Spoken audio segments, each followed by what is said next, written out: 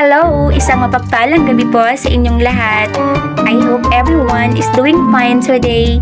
Well, kung ako naman, okay lang po. Karating ko lang, ako po yung namasyal, diba?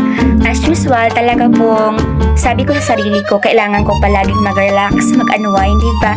Kailangan po natin yan kahit paminsan-minsan or kahit po weekly, diba? Hindi yung puro lang po tayo kasayasohan sa buhay.